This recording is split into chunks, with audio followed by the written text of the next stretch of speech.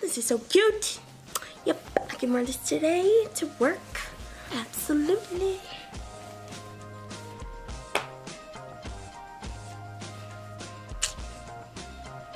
God damn it. I was gonna wear this to work today. I got 5 minutes. Shit. Yeah, girl, let's go to the gym. Cardio. Oh, we're doing cardio. Jumping. Yeah. Maybe next time. Yeah. Or just hit me up on leg day. Yeah, I love squats. Lunges. Woo, lunges. Work those glutes. Oh yeah, I got this job interview. Just got this blazer. Whoa, okay. Okay, no. Ooh, What's your name? I'm listening. Hey y'all, it's JK, and if you're new to my channel, hello, welcome. If you're not, what up, how you doing? Hope you're doing good. This video, as you can tell by the title and as that little funny little clip, this video is about boobs and my specific breast reduction surgery, or if you want to call it reduction mammaplasty, you want to get technical, whatever. But yeah, I am getting breast reduction surgery, and again, I have not scheduled anything. I have not I have started the process, but I have not officially scheduled a date, because right now I'm currently in the process of getting it approved by my insurance. I've only went for a consultation, which was over a week ago, and I'll give you details on that. So stay tuned. Let's talk about it. I feel like talking about it. Yeah. So starting with how this all came about, I'm 23 years old. I'm at my highest weight. I've previously mentioned, the struggles that I face with having large breasts. I am around an F, A, B, C, D, E, F, G cup. F-ish, G-ish. That's pretty large. I'm not going to show you my titties because I'm going to get flagged and then I'm a porn star. It's not going to happen. But I will, after the surgery, try to show you before and after photos, with discretion and shit like that. But as of right now, just know that they are pretty large. I usually have to wear 2 bras, typically. Now, most people get breast reduction surgery for medical purposes. Some people get it for cosmetic reasons and, just because they're not satisfied or they just want different.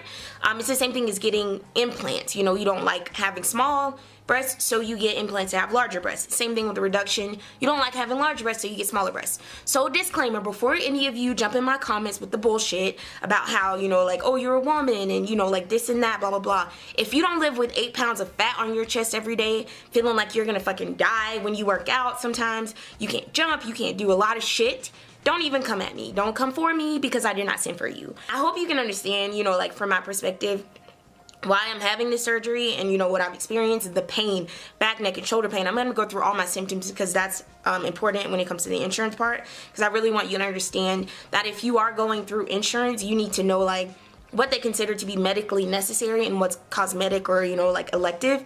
Well, this is elective, but what's cosmetic or investigational or basically not medically necessary. So yeah, just stay tuned. And again, with that disclaimer, I'm not trying to be mean to anybody, I'm just trying to shut shit down now, because in the videos that I have seen, some really helpful videos on YouTube, I see these really negative comments of random lowlifes that are commenting on somebody's life that they have not even the slightest idea of how much pain that person might be going through mentally or physically, as far as how they feel about their own body.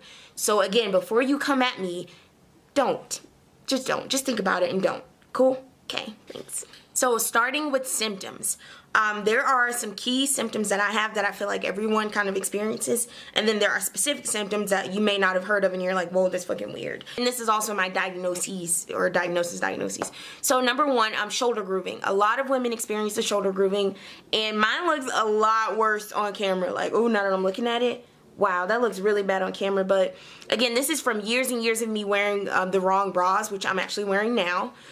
So that's my fault. But see, yeah, it's bad on both sides. But it's kind of bruising that happens over time when your straps are so small and your titties are so heavy. And it makes that, the indentation and grooving in your shoulders.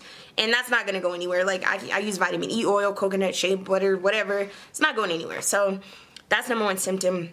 Number 2 is going to be the back, neck, and shoulder pain. Now, my body has kind of adapted to having a bad posture, the way I sit when I'm slanted.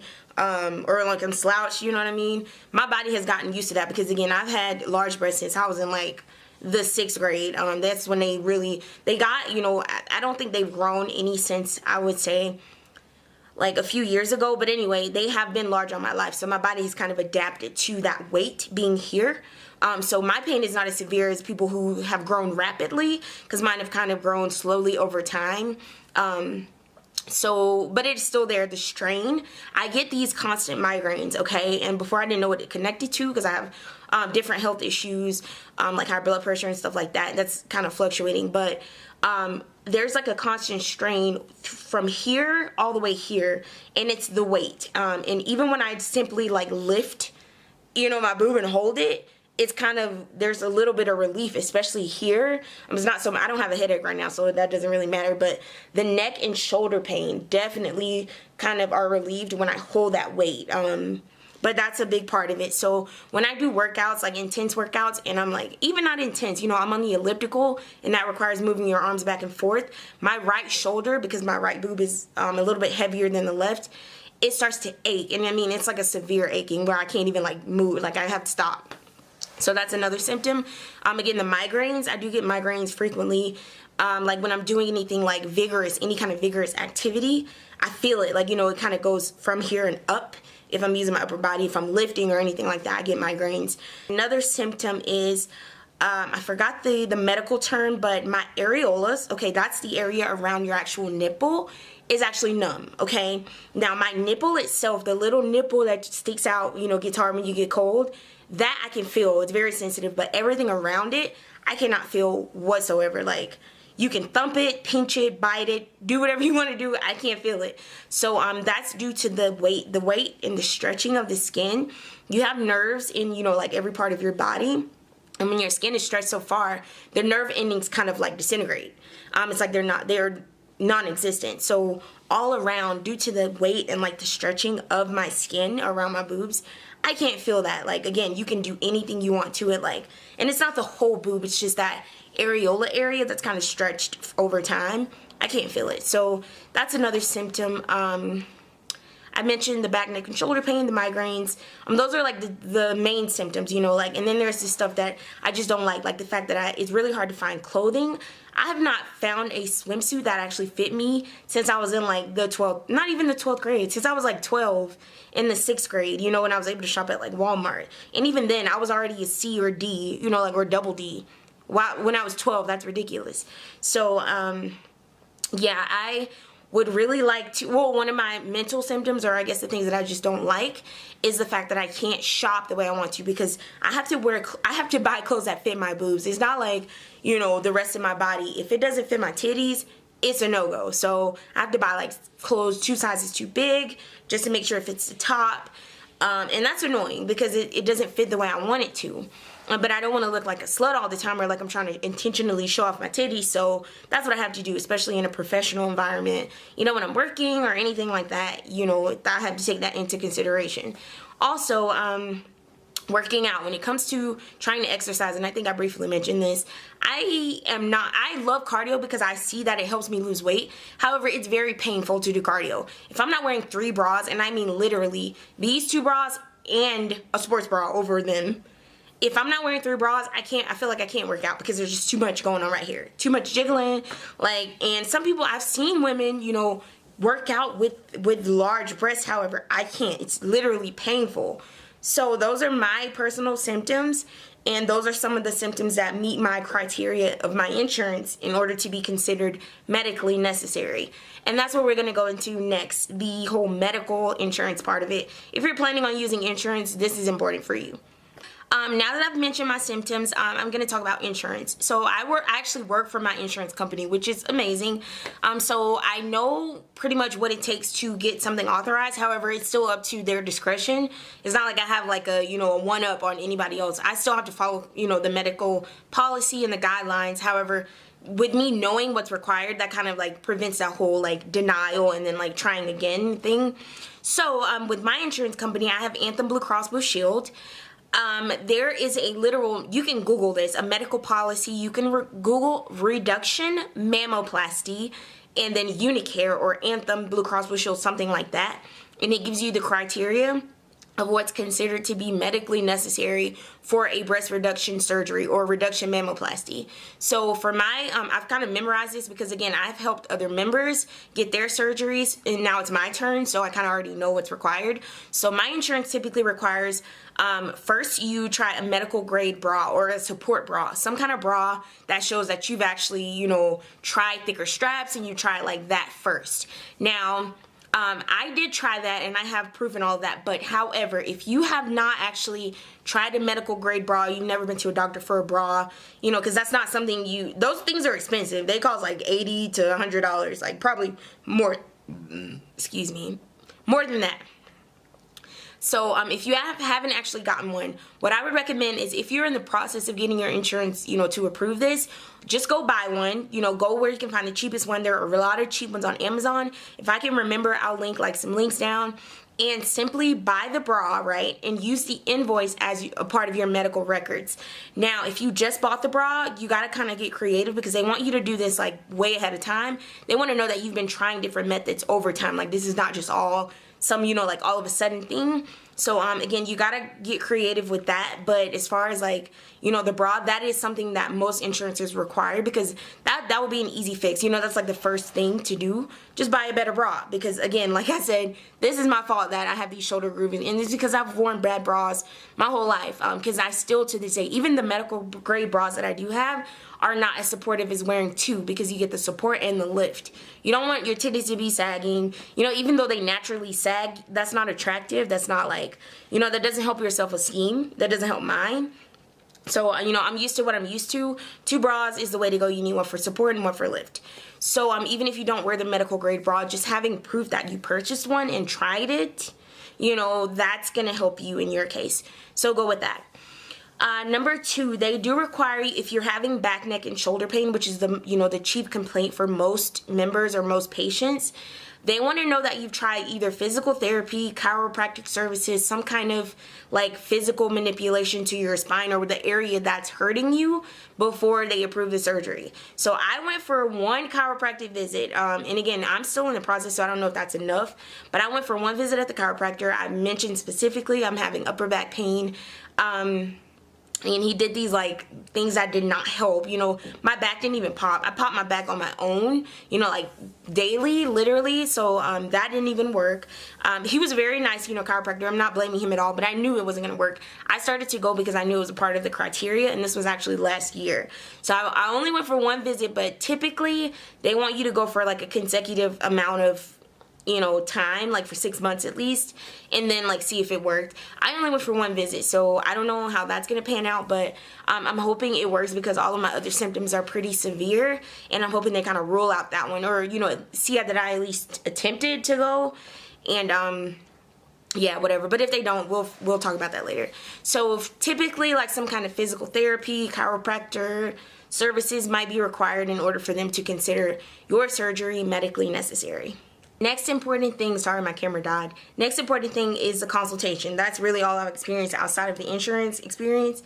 So the consultation is so important. If you're nervous about getting naked in front of people or showing your titties, this is something you want to think about because you are going to have to like whip them out and take pictures because it's a part of the process, the medical records, you know, them examining you, touching your titties or boobs or breasts. I'm sorry, out of all the words for breasts, I like to say titties. If you have a problem with that, just let me know because I'm going to make a lot more of these videos. So just say, hey, titties offends me. If that offends you, I'll say breasts, but that word just creeps me out a little bit. It's just too technical. But anyway, titties. They're going to touch your titties. The surgeon, you know, the nurse or his assistant might touch them. They're going to look at them. You know, this is the thing that you're having surgery on, so they kind of have to.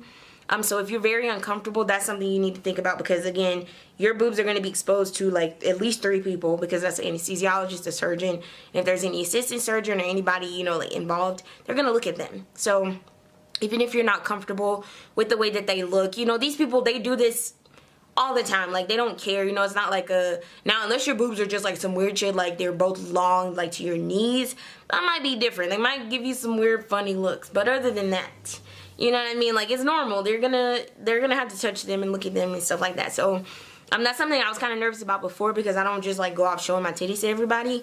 But again, my surgeon is super, super, super nice. His name is Dr. Matthew Baker. You can look him up. He is located in Denver, Colorado. He's a part of the Grossman Plastic Surgery Corporation. They also have locations in California, Beverly Hills, things like that. Really prestigious and like renowned surgeons, and he happens to be contracted with my insurance company, so that's amazing.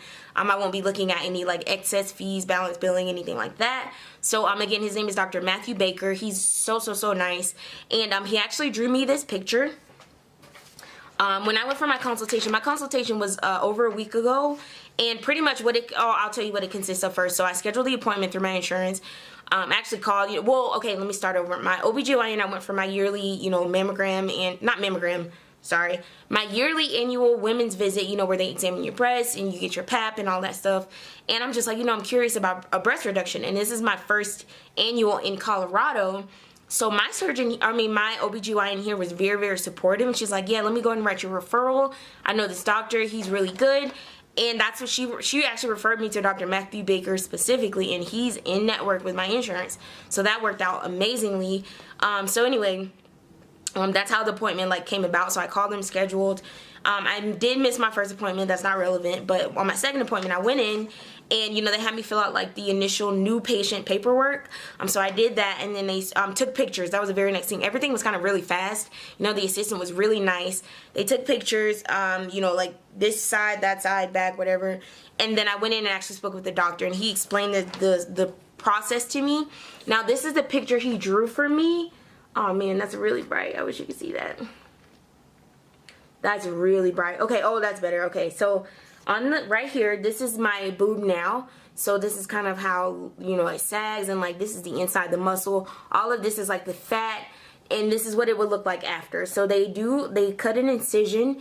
They make a new incision for your nipple. Typically your nipple, like mine, is pretty large. Or not your nipple, but your areola is pretty large and kind of stretched. So what they'll do is create a whole new, basically a keyhole up here, and then remove all of this fat. There's this one little thing that connects all of your nerves to your actual nipple. So they never detach your nipple completely. They just kind of detach all the shit around it and then reattach it to that part. So that's what it'll look like afterward. So this is before, and I know this is really hard to see with all the drawings and stuff, and this is after. Now if you've done any research, you kind of know what that looks like in real life. And I can't insert anybody else's pictures because that's just weird, and I might get flagged for that too. But pretty much that's what it is. They're just gonna take the whole thing and lift it, cut all the fat out, and then make it look new, make my areola smaller. The nipple will never be completely disconnected, but it will be kind of replaced, or placed in a different area on the boob. So that's what I got from the consultation. He took measurements, he said it out loud so I would know, what everything is.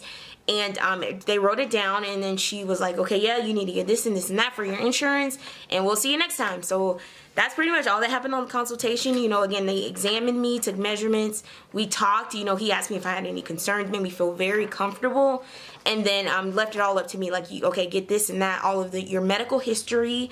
So between insurance and your actual consultation, that all kind of, if you have a really good doctor or a really good surgeon, they'll make sure that you have what you need as far as working with your insurance.